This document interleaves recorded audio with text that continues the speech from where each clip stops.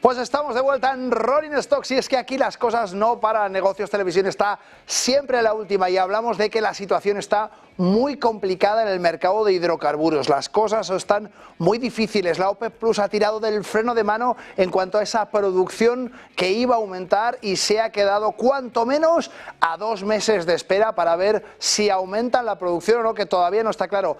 Eso sí, nos han dicho que por lo menos durante los próximos 12 meses no llegarán a alcanzar esos 2,2 millones de barriles que estaban previstos. Bueno, 12 meses para esto. Para hablarnos de todo esto tenemos a Diego Mateos, que nos acompaña hoy para dar un poco de contexto a toda esta situación. Diego, muy buenas tardes, bienvenido. Hola, buenas tardes. Bueno, pues cuéntanos un poco cómo estás viendo un poco el mercado de los hidrocarburos, esta caída trepidante del petróleo, que efectivamente, bueno, no solamente afecta al Brent, sino al West Texas y a los principales hidrocarburos. Cuéntame. Pues bueno, aquí lo que está claro es que China es la economía que tira del mundo y en cuanto China ha estornudado, pues hemos entrado prácticamente en pánico, ¿no? Y ha sido un estornudo, o sea, todavía no hemos empezado a ver los números rojos. El mercado es muy miedoso además y teníamos un mercado de energía que estaba pues a unos precios bastante altos. El petróleo estaba cotizando por encima de $90 el barril en abril prácticamente y por encima de 85 el 4 de julio. Se ha estado manteniendo de manera artificial porque la demanda tampoco era algo que viéramos que la economía y que la demanda hiciera que esos precios fueran los que tenían que ser. Entonces, ¿qué ha hecho los países productores de petróleo? Pues reducir petróleo que poner en el mercado, ¿no? Que haya menos oferta de petróleo. Pero claro, en cuanto a la demanda, vemos que empieza a estornudar, ya no tenemos tantas armas, ¿no? Y es una demanda fuerte la que produce China. También vemos que Libia puede poner también más barriles en el mercado. Entonces, se está produciendo la tormenta perfecta, pero todavía yo creo que no ha llegado el agua al río todavía, por así decirlo. Pues no ha llegado el agua al río, pero justamente Diego comentaba en esa apertura, dentro de uno de los temas que llevaba hoy, que es el crudo y esta situación con el crudo, que Oriente Medio tiene la llave de hacer algo importante, de hacer algo que podría suponer una subida trepidante, tal como, por ejemplo, cerrar el estrecho de Hormuz. ¿Qué pasaría si de repente decide Irán que va a bloquear el estrecho de Hormuz con todos esos conflictos con los hutíes, con todos los problemas que hay? El precio del crudo se dispararía, se catapultaría, incluso por encima de los $100-120 barril, ¿no? Sí, ese es el riesgo que desde que empezó el conflicto en Oriente Próximo es el riesgo que siempre ha estado subyaciendo, ¿no? Pero va pasando el tiempo y es un riesgo que, bueno, pues que se va descontando, ¿no? Lo mismo pasó cuando Israel mató al líder de Hamas hace unas semanas. También pensábamos que iba a haber una respuesta muy importante de Irán y luego, bueno, pues el tema se ha ido disipando poco a poco. Entonces sí, ese riesgo está ahí. El gran riesgo geopolítico es lo único que puede hacer ahora que el petróleo suba, porque la economía no parece que vaya a ir bien los próximos meses, ¿no? Parece que entramos en un proceso de enfriamiento. Es decir, la única variable que haga que esto pueda subir y mucho es esa posibilidad de que cierre el techo Hormuz. Pues efectivamente comentabas un poco toda esa posibilidad, ¿no? Con el Caixin de China, ese estornudo del que hablabas, efectivamente sigue todavía el crecimiento de China en los entornos del 5%, por tanto, como tú muy bien dices, no es que estemos viendo un crecimiento exiguo, ni siquiera negativo, que podríamos decir, claro, es que con un crecimiento negativo la demanda realmente se repercute mucho, pero es que no ha pasado nada. Hemos visto el Caixin de China muy complicado, esas encuestas que estaban menos pujantes de lo que esperaba, y eso sí, los PMIs en Estados Unidos y en Europa sí que están verdaderamente más afectados y por tanto esa demanda global parece que empieza a ser un poco más complicada. ¿Cuál es tu escenario más probable para los próximos 2 meses, Diego? Pues yo creo que el petróleo va a estar bastante más cerca de los 70 que de los 80, ¿no? Yo creo que a principios de año se hablaba que el petróleo iba a estar durante todo este año alrededor de 80-85 y yo creo que va a estar en este último trimestre del año más cerca de los 70, ¿no? Veremos si consigue perder esos 70. Esta semana ha estado en 72 ya, o sea que es muy probable que lo veamos por debajo de esos 70.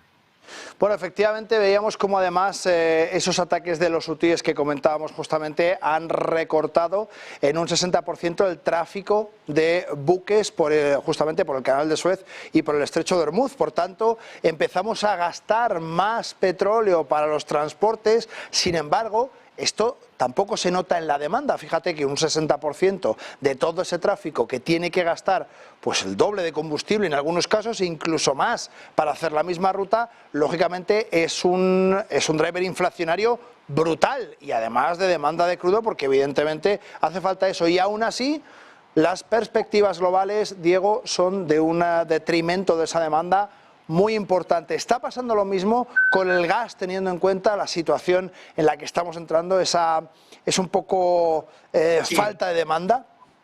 Sí, el gas en este momento, pero la sensación del mercado es que sobra gas. Las reservas en los almacenes en Europa están por encima del 92%, que es lo mismo que la mismo porcentaje el que estaba en el año pasado a estas fechas, ¿eh? Pero bueno, que está ya vemos que están los almacenes llenos, cosa que hace años, cuando subió muchísimo el gas en verano, fue porque la demanda china, después de salir del coronavirus, después de salir de la pandemia, la economía china tiró muchísimo del mercado, tiró tanto que se compraba gas a cualquier precio. Europa pensó en esa primavera, no voy a llenar mis almacenes porque está muy alto el precio del gas. El gas siguió esperando a que baje y el gas siguió subiendo, y cuando tuvo que, por seguridad de suministro, que llenar sus almacenes, los tuvo que hacer a precios muy caros. Ahora la situación justo es al revés. Parece ser que empieza a sobrar gas en el mercado. A nivel europeo, el problema que podemos tener es esos contratos que tengamos firmados de GNL con Estados Unidos a largo plazo, pues que tengan unos precios todavía altos y mantengan esos precios altos, ¿no? Pero lo lógico, el mercado del gas, es que se empiece a desinflar. Veremos cómo influye también la meteorología, porque en la cotización del precio del gas influye muchísimo si tenemos un invierno más duro o menos duro, lo cual porque tengamos mayor o menor demanda, pero el gas lleva esa misma senda, así como esta semana ha ido bajando alrededor de un 15% en los últimos 15 días, hoy estaba subiendo un 2 y pico por ciento, pero su tendencia en estos momentos es bajista. Y los futuros del gas para el año 2026 y 27, el 27 ya cotiza por debajo de 30 euros y cotiza por 25 por ahí. O sea que los futuros anticipan una bajada también el precio del gas. Pues Diego, interesantísimo ese apunte, ¿no? Porque vemos que después de la ruptura del Nord Stream 2, del Nord Stream, de todo aquel suministro que venía de Rusia muy barato y al que estábamos más que acostumbrados y por tanto pensábamos que el gas siempre iba a ser muy barato, ese precio subió muchísimo y ahora nos encontramos con justamente ese apunte que tú nos das. Resulta que tenemos contratos con metaneras, con gasísticas estadounidenses carísimo, que tenemos que seguir pagando un montón de años. Por tanto, sí, aunque el gas esté más barato, nosotros lo vamos a seguir pagando mucho más caro, ¿no? Parte seguiremos pagándolo caro, efectivamente. Y luego el problema que tenemos, tú has dicho, la rotura del Nord Stream. De rotura nada, lo volaron. Y el ataque, correctamente. El ataque, o sea, esto no se rompió, lo volaron. No se rompió, se rompió porque lo atacaron. Sí. Pero que al final esto ha tenido a los beneficios de un país y el que realmente le ha beneficiado la voladura del Nord Stream ha sido Estados Unidos. Indudablemente. Eso tengamos todos claro.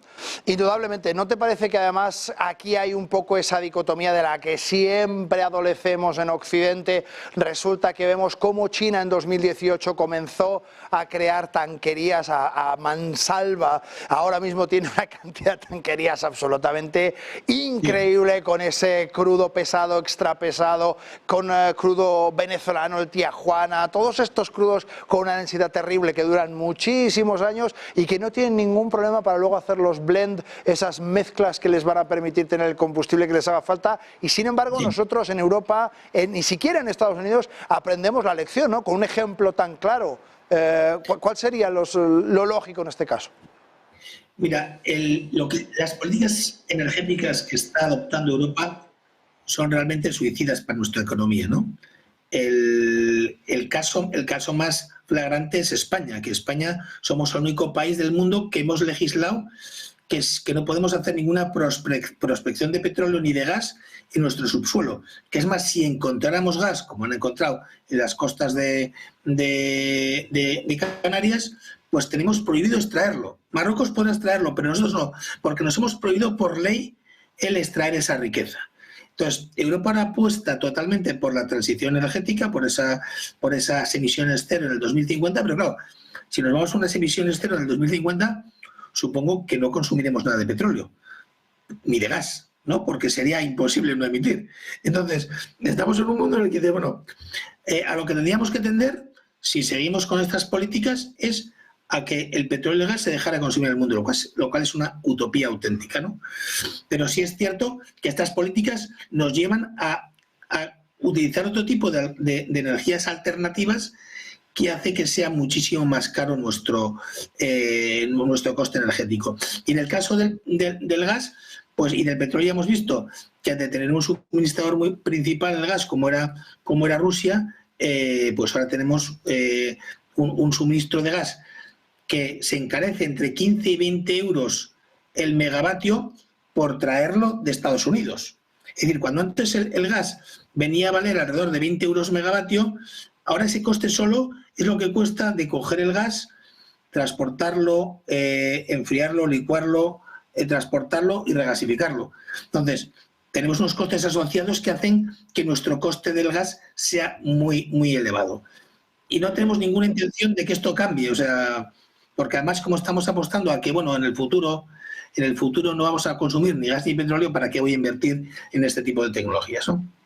Pues me quedo con esa frase que acabas de decir, como en el futuro no vamos a necesitar ni gas ni petróleo, ¿para qué invertir? Esta es un poco la política de Occidente que vemos constantemente. Diego Mateo, muchísimas gracias por acompañarnos hoy, por poner un poquito de luz en este escenario tan complejo. Gracias a vosotros. Buenas tardes. Buenas tardes. Nosotros nos vamos a publicidad y recordad que vamos a entrar con un paralelo, con una emisión en paralelo en YouTube, donde veremos a la secretaria Janet Yellen que pronunciará un discurso en el Servicio de Impuestos Internos en Austin, Texas, que además, ¿qué podemos encontrar? Seguro que va a hablar de la situación que hemos visto en estos datos, en el empleo, en la liquidez y en muchas cosas más. Quietos ahí, no os mováis y nosotros nos vemos el lunes.